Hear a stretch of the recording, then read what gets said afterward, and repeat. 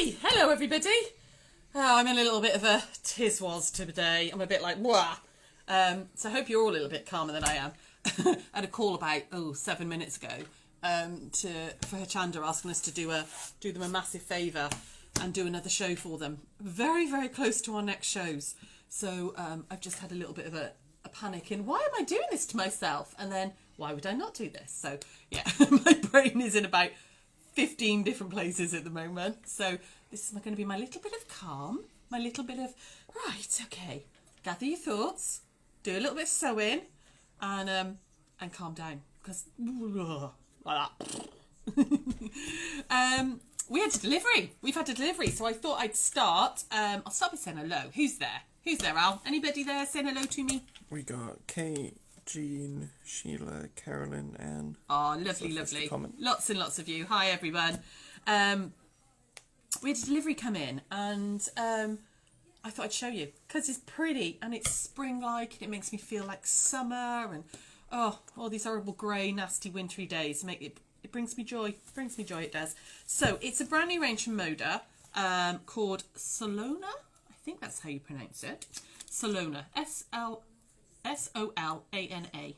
Solana. And it's by Robin Pickens, who's done a lot of the Moda blockheads. She was also one of the designers who did the Stitch Pink one as well. So yeah, I thought I'd show you these. So I've got a few charm packs, and I think there's only 4 jelly rolls, but we've got some fabrics on the bolt as well. So I thought I'd show you the pretties. So if I just slide this back a little bit, you can see, hopefully Al can get this. You can see it's all these really beautiful, like sunshiny, sunflowers, bright and beautiful colours, sort of turquoises and oranges and yellows. There's some really cute little, look at these. Oh, hang on, look at those little ladybirds. Love those. Some really nice sort of complementary sort of illustrative graphic prints in there. Just bright and lovely. Really, really nice.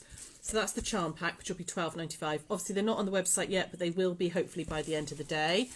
And then this is the jelly roll, so you can kind of see that. Got it, Al? Yeah, got that kind of range of colour going on there. If I roll that back for you, you can see all those beautiful. So you've got some peaches and yellows and greens. It's just spring-like. It's, like really beautiful. Absolutely love this. I think it's gorgeous. So we've got, like I said, a couple of jelly rolls and a couple of charm packs, but we've also got some on the bolt as well. So we've got some of the fabrics to go with it. It's got those beautiful little ladybugs, this sort of like little graphic sunflower, which I really liked. And we've got that in the 2 colours, which is yummy. This is the white on white that they've done to go with it. And I don't know, hang on, let me see if I can just open this up to get the glare off. Don't know if you can see it, but it's little like sunflower seeds. I don't know if that's picking up at all, Al, whether you can see it. It's like little sunflower seeds, which I thought was a really unusual white on white. Really nice. A big graphic sunflower, which I love. I love sunflowers. They're such cheery flowers. They're lovely. They're just like a big sun, aren't they? Duh. That was the most obvious thing I think I've ever said. But yeah, I love it. I just think it's really beautiful. I do like sunflowers. And then little tiny ladybirds, but on a white background. So those are kind of the prints that go with it. But then we've also had in these ones, which are like the bird on the wire. We call them bird on the wire because that's what Sarah thinks they look like. They're blenders. Oh, hang on, I'm trying to get this open so you can see, so the glare's not on it. And I do think it does look like little birds sat on wires. It's and we've had these in several different colours, which coordinate with the charm packs and jellies and everything. But they are beautiful by themselves. They'd be gorgeous as just the blenders. There's a navy, it's not navy, it's more like a French navy, like a marine blue, isn't it? And then a beautiful bright yellow. Okay, we have the green and the red and the white in stock anyway. And then this is some of the other colours. Oh, that would be my sister's puppy again. Hi, Scout.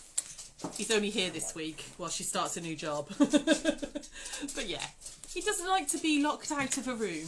He really doesn't. He's like, I am coming in. He's so funny, but he's so naughty. Yeah. So yeah, I just thought these were really nice. I thought I'd show you. It's always nice to see new stuff.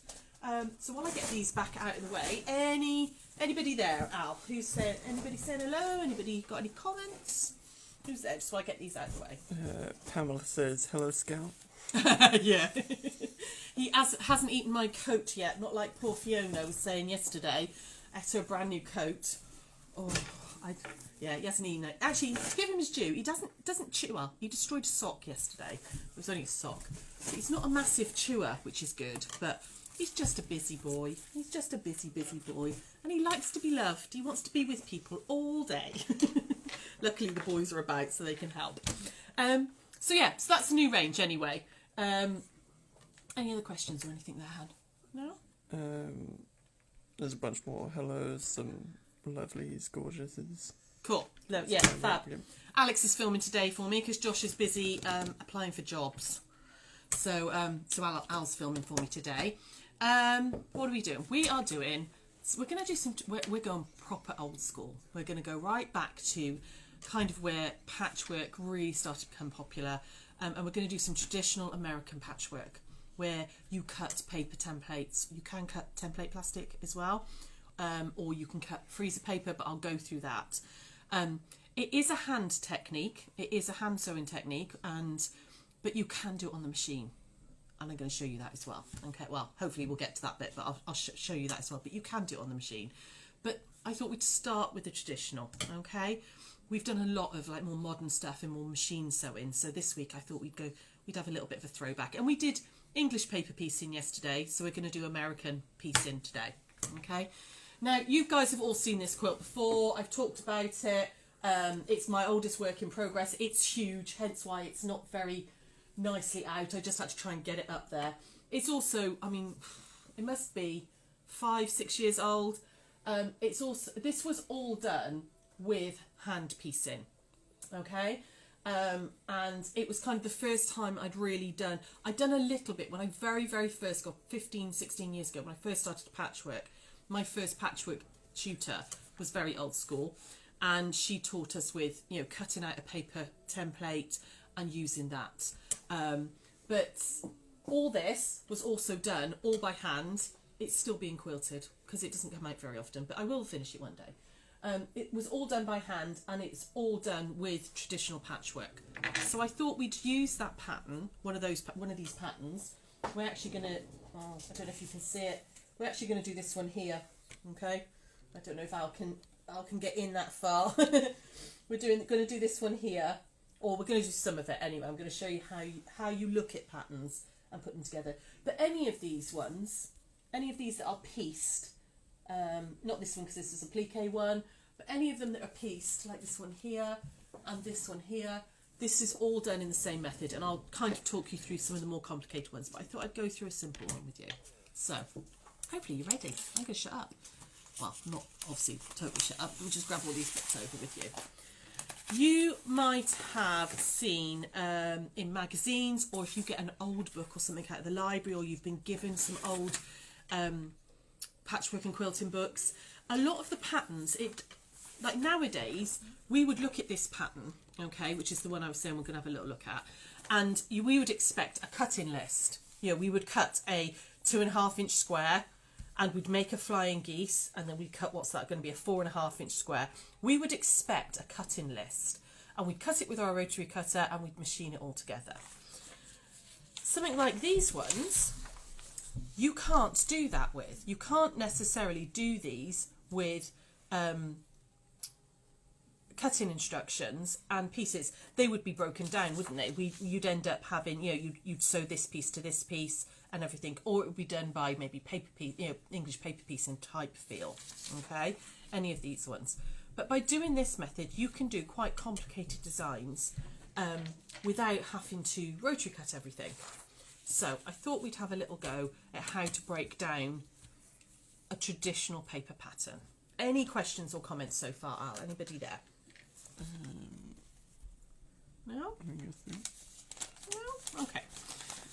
Have a little look in while I get going, okay? Have a look, see if anyone's asking any questions. Now, you could absolutely photocopy this, okay, or trace it out onto copy paper, and you would just trace out each of these shapes. Or you could photocopy it, and then you could cut down the lines and do that, okay? I like to use freezer paper. Now, I had a little panic just before I left because we're out of stock of freezer paper. It hasn't arrived yet. Luckily, I found some in the house. I like to use freezer paper for my templates because it means that you can stick it to your fabric and you get much more accurate tracing. Okay, so what we're going to do is I'm going to draw out these templates. Okay, now this one is the same as this one and this one and this one, so I only need to draw out one. Okay, I'm going to need to draw out one of these large squares in the center, and then I'm going to need, obviously this piece here is the same all round, so I'm going to need those ones as well. So I'm going to need that one, and the middle one.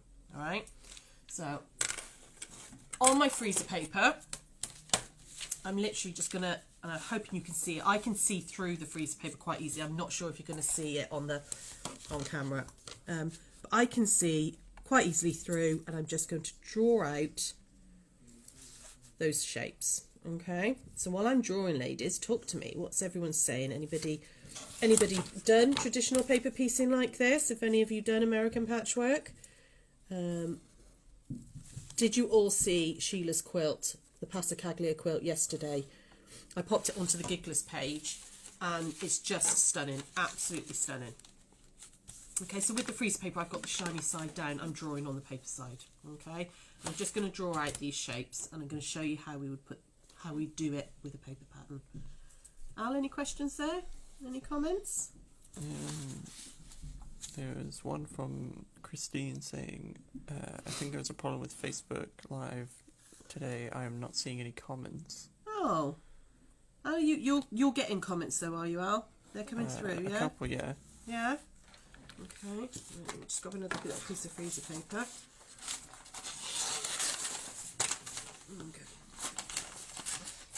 But like I said, I like freezer paper because I find because you can stick it to the fabric, you get much more accurate, what's the word, piecing, much more accurate templates. You could, if you would, like with this one, the quilt behind me, obviously it's lots and lots of different blocks. If I was doing the same block over and over, you could do this onto template plastic or acetate or something and make, you know, much sturdier templates that you can use over and over and over. Okay, so there's that one, and then I need that one as well. So I'm just going to do that and just do this last one. So, and I know this is, like I said, really, really old school, but I think sometimes it's worth sort of revisiting older techniques, you know, because it might be something that you decide you really, really love, you know. Okay, so I'm not going to draw the whole thing out because we're not going to make the whole thing because we'd be here for hours because you don't want to see me hand stitching that much. But I thought I'd just, you know, go through how this goes together. So you cut out the freezer paper on the line because you want to transfer this as an exact shape onto your fabric. So it's not like Bondaweb where you cut it bigger. You actually want to cut it on the actual line. Okay. So I'm just going to cut down that side, just cut them out nice and carefully. Any questions there, Al? Is everyone else getting comments? Is it just Christine or anybody else? Is everyone else okay? Linda said I can see all comments. Linda, you can see, can you, Linda? Sorry, Christine, I think it might be your Facebook, maybe your Wi-Fi's a little bit, you know, playing up today, maybe. Shan said, what is the easiest form of paper piecing to start with, or are they all the same? What's the easiest form? The easiest form, see, I think probably hexagons, like English paper piecing hexagons is really, really nice and easy to start with. But if you don't like, for hand sewing, that's probably where I would start somebody off. But this method, you know, if it's a machine sewn method, a really simple 9 patch, just so that people get used to rotary cutting and measuring, and then you can then play around with like disappearing 9 patches and stuff like that. That's where I start people if they want to do machine. If they want to do hand sewing, I would almost certainly start people on English paper piecing. However, this is really simple. You'll see in a moment, this is really simple. Because you don't need freezer paper. It's brilliant. It works really, really well. But you don't need it. You can just cut out the shapes and use these. Okay? So you can just photocopy it and do that. So now I've got kind of the shapes I need for this top row. I'd audition my fabrics. So nice thing about, because it's a paper thing, I can decide what I'm going to do. So I've just grabbed some scraps from the shop. I'm going to use this sort of lovely autumn one here. Okay, so I'm going to use that as my fabric A. Okay, and then I'm going to use my background fabric, which is this bit of cream I've got. So that'll be my background fabric there.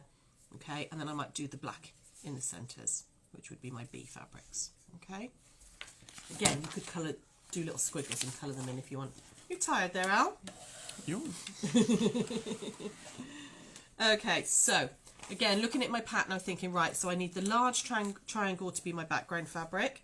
So on the wrong side of my background fabric, you're going to put the wax side of the freezer paper, or if you've cut these out, you're just going to lie it down, okay? But because I'm using the freezer paper, I'm just going to gently iron that on, and it temporarily sticks, which is a lot easier than trying to keep a piece of paper in place, okay? So it's just temporarily stuck on there. And then I want to do if I look back at my pattern, I'm going to do these bits here in this sort of browny, gingery brown colour. So I'm going to use the two little ones like that. And I'm going to just iron those on like that. Okay, remember if you're ironing on more than one on a piece, we're going to be cutting a seam allowance out, okay? So make sure you don't put them too close together, because I need to be able to get round for a seam allowance. And then this one, I want one of the little black ones. So I'm just going to pop that one like that and iron it on. And that's now temporarily stuck on there. And I know we've talked about freezer paper before, but that's temporarily stuck on there. So it means that when we draw around it, it's not going to move. You're going to get much more accurate piecing, okay? It does just peel off nice and easily, and then you can reuse these several times, okay? Which I'm going to do. So I need to grab a Fritz-on pen, but all my pens have vanished. Oh, hang on, here we go. There's one's here, okay? Now, because it's on the back of the fabric, you can use a Fritz-on pen, or you could use a pencil or a chalk marker. I'm just going to use a Fritz-on pen. And what I'm going to do is, because that's stuck, I can just run the pen or pencil right round the edge. You could use a ruler if you want to, but you shouldn't really need to. Okay, so I'm just going to run the pen around like this. And I'm going to do the same on these ones. All right, so like that. And try and be, as accurate as you can at this point, because this is going to be your sewing line. This is going to be your guide for putting it all together. Okay, like that. Now I need 2 of these little black squares to do that top row. So I'm going to peel that one off. Now I've drawn around it. Iron it on a little bit further down. Like that. Now if you are using a Fritz-on pen, make sure the heat doesn't hit that one. And then I can draw around that same little block. So I know that they're the same size. Like that. Any questions or comments there? Anybody having a chat? Anybody doing anything interesting? Talk to me, please, ladies. Because it's just me chattering otherwise. A lot of people said they can see comments. Ah, good. Good. I'm glad some people are getting them. That's fab. Heather said, I use this method to make a large circle with lots and lots of segments for a sampler quilt. Ah, nice. Yeah, it is a really traditional, and it's one that's, taught. It's like I said, it's a little bit old school now, but it's one that a lot of people start out with, is this type of traditional way of sewing. And I know there's a set of books, there's quilting books. Quilter's Apprentice is the first one. It's like little fictional stories about a group of quilters. Jennifer something her name is, can't think what her surname is. She wrote about it, and I remember when I was reading those thinking, oh, it's like the proper making a template, cutting out, stitching and everything. So once you've cut that, drawn around it, you can peel these templates off and you can use those, because I'm going to need those for the other bits. Okay, so I'm going to hang on to those. You can absolutely, if you want to, get a rotary cutter and measure out 1/4 of an inch all the way around. However, because you've got your stitch line here drawn on now, you can, if you want to, just use a pair of scissors, okay, and cut these out. I might be teaching you all to suck eggs here.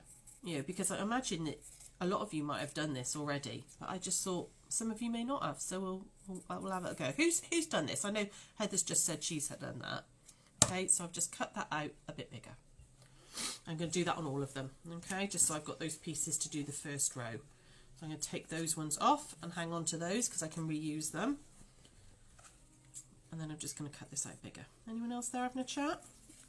Jenny just said I've done this method on sampler quilts. Yeah. So if you did the Irish Circles quilt with me, you would have done this method because it's absolutely how we put the majority of these blocks together when we did it. So. Oh, excuse me. I don't know where that sneeze came from. There we go. Okay. Cut this one out. Could probably prep this all, but it was, I thought, why not go through the whole thing with you? Okay, so there's that one out the way. And then I can pull that one off because I'm going to need another 2 of those for the other corners. And then just cut this one out bigger. Okay. Do that one quite quickly. Just get that out of the way. Like this. Now, if you're a dab hand, because these are quite little pieces, you know, if you're really confident on your sewing machine, there is nothing at all stopping you doing these with machine instead of hand sewing. Okay, nothing at all. You know, but I thought, why not do some hand sewing? So this one's going to go. Actually, I'm trying to do this towards you, like that, and then we're going to have one sit like this, and one sit like that, and then those are going in on the sides. Okay, and if you, this is also one of those nice projects, a bit like yesterday, that's a good travel project because you could cut all these bits out and put them all in a little bag just with needle and thread, and it's something you can sit and do. It doesn't necessarily need you to be, you know, sat at a machine. It's a good travel project. If you, oh, I've just lost my needle. Where's it gone? There it is. You know, if you don't like English paper piecing, this might be a good one for you. Any questions there, Al? Just while I thread this needle. Hillary says, have done similar, but nice to see it done properly. Oh, I don't know about properly, but my version of doing it. Excuse me, I just got to blow my nose where I sneeze. Oh, excuse me. See, I don't know where all my pins have gone as well. Hang on 2 seconds, I've just got to grab the other pin cushion. Let's grab that one. I had a little pack of pins on here. I bet that's that puppy. He likes to get up on the chair and have a good snuffle at the table. Okay, so how we would put this together is you want to think about them in units. So this is obviously a whole unit, this is a whole unit, and then this is going to be a unit. So we want to put this together first. Okay, it's quite a simple flying geese. I chose quite an easy one to show you this. Okay, you want to grab yourself a pin and you're going to put the first 2 pieces right sides together like this. Find that corner there. Okay, and you want to find the corner there of you like that. Okay, so I know that those are right. I don't push through my pins at this point. I leave them like that because it's a lot easier to manipulate the fabric when it's not fully pinned down. You also want to do the same this side. So I'm going to find the corner there, find the corner that side. That's gone right through, which is lovely. And then one in the middle. Now, you know I'm not a pinner normally, but this is something you need to pin, because if you've hand cut this, you can't guarantee that you've cut exactly the same all the way around. So if I put a pin through the centre like that, hopefully, there we go, it'll hit the line on the other side.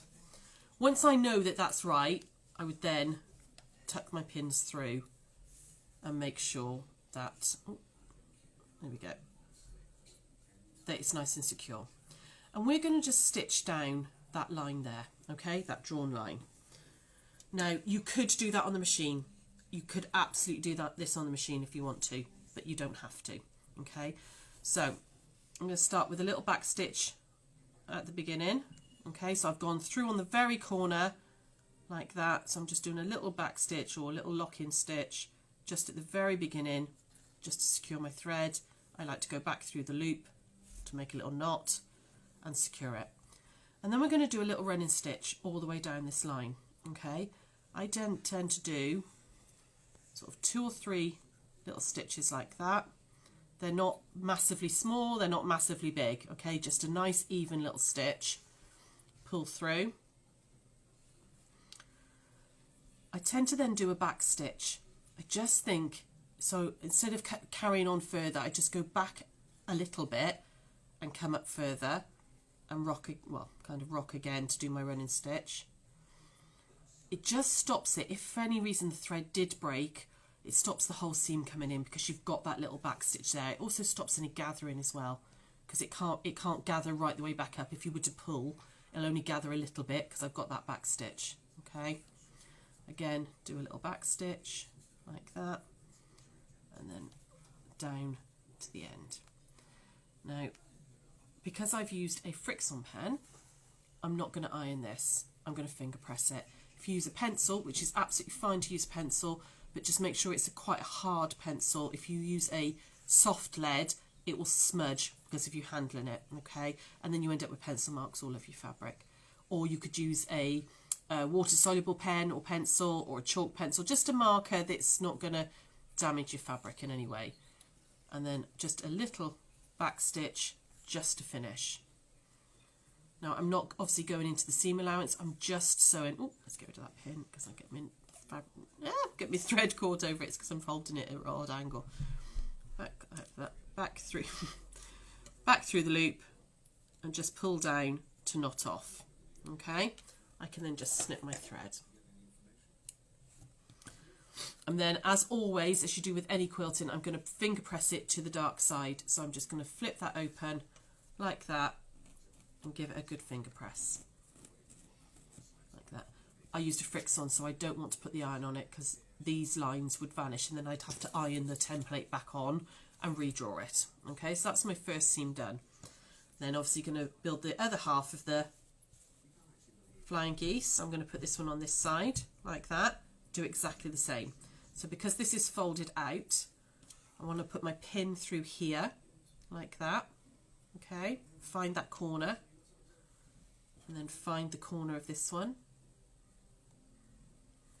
like that, and then do exactly like we did the other the first side. Find the corner there, find the corner there like that, and then where's my last pin? There you go. And then go through that middle. Unless you can see it yet again, I've not pushed my pins through, not until I know it's right, and then I can flip them over and we're going to stitch down there. Okay, like I said, you can hand stitch it or you could take that onto the machine. Okay, I'm going to hand stitch. No, I'm just going to hand stitch it. I'm going to hand stitch it. It doesn't take long. I find sometimes as well it's a bit quicker. Sometimes with smaller pieces, rather than having to try and fiddle and get them under the machine, sometimes it is a weeny bit quicker to do them like this. So any questions there, any comments? Is anybody okay with what we're doing so far? Everybody all right with it? Oh, hang on, I've just managed to knot that thread. There we go. Marilyn said, do you leave the freezer paper in? No, you peel it off, love. You peel it off. So here's my freezer papers here. Okay, all that is transferring this pattern to your fabric.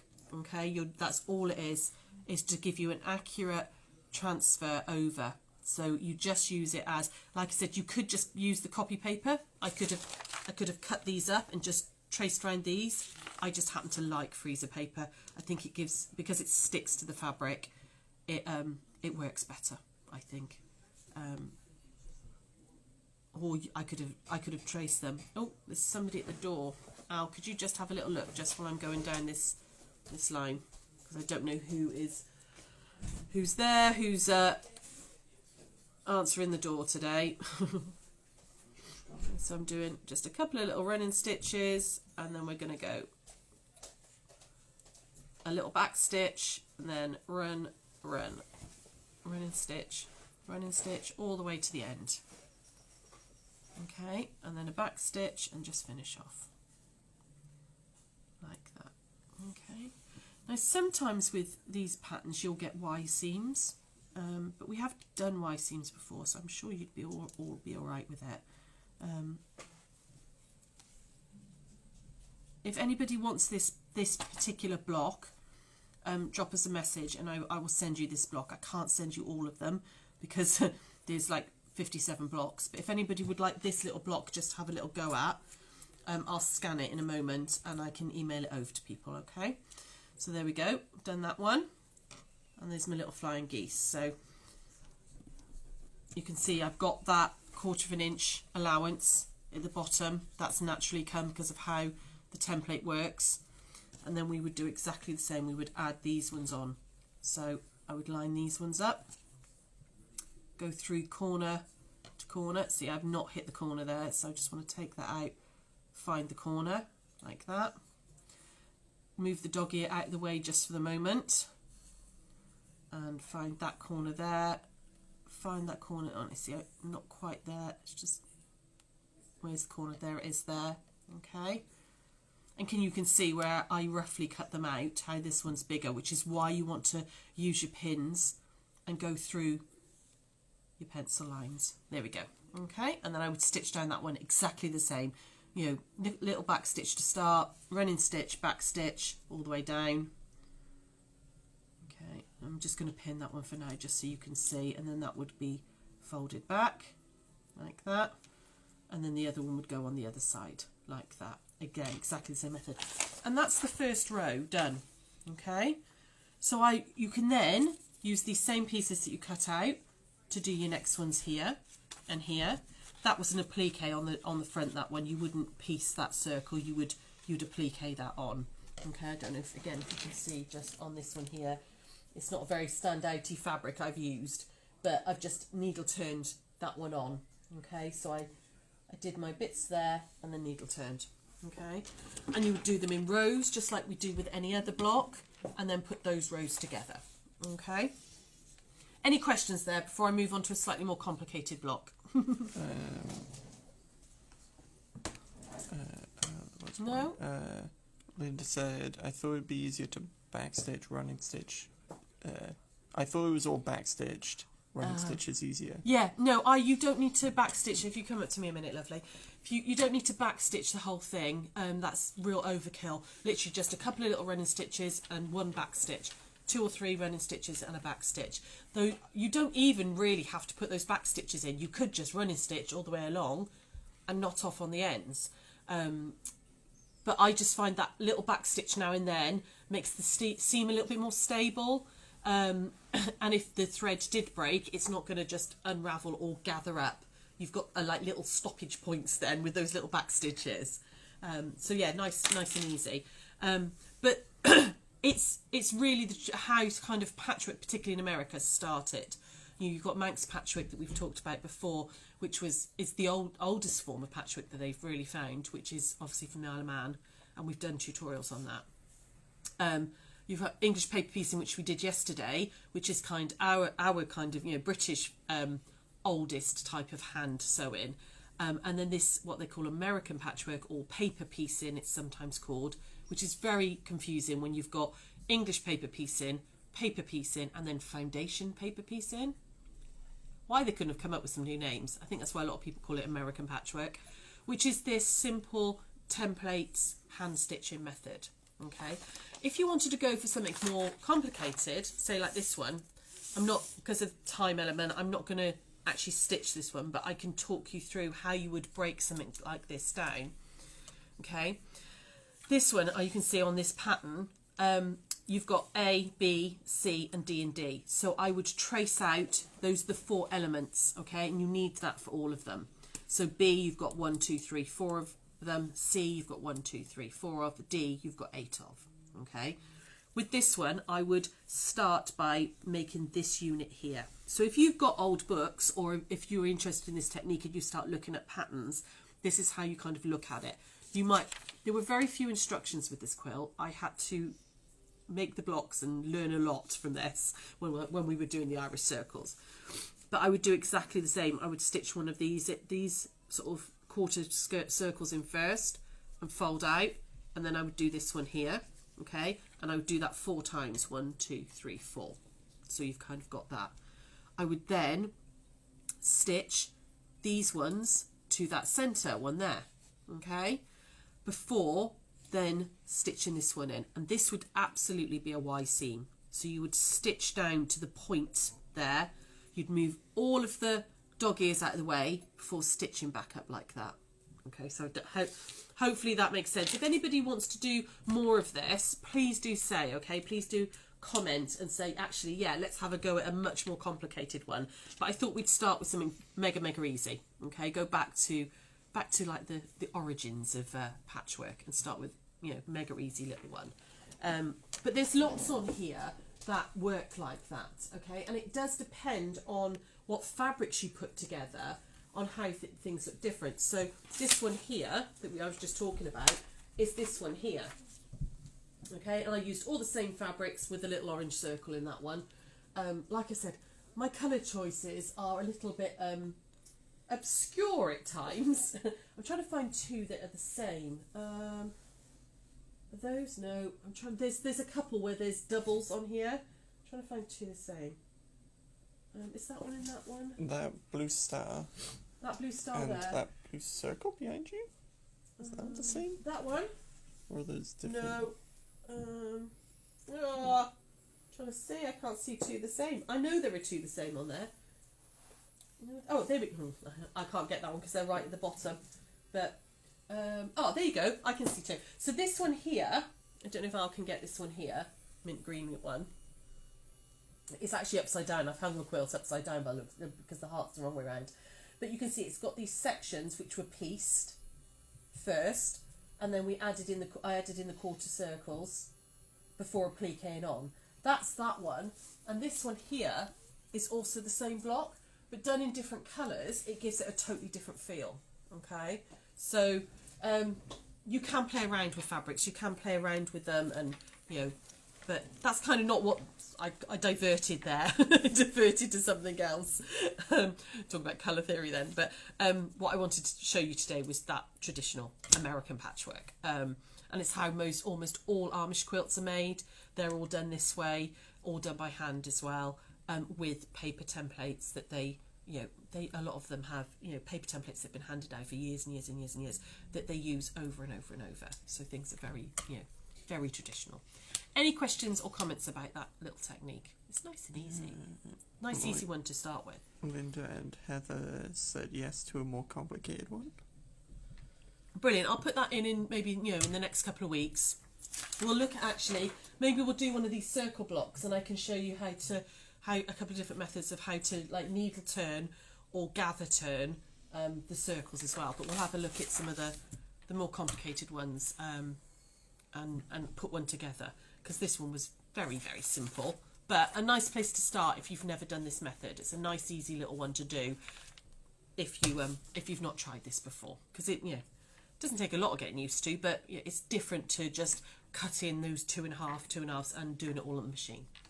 Anything else? Karen said, do you use a specific hand stitching thread? I don't, to be honest. I genuinely don't. I use a lot of moon thread, Coates moon thread. I like Orifil. That's a nice, easy, smooth one. I genuinely don't. I just tend to pick up what colour matches, to be honest.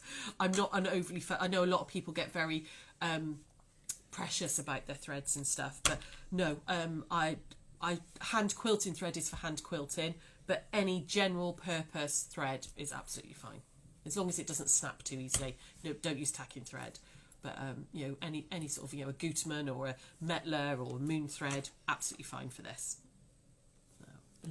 A couple people were asking for the pattern earlier and now.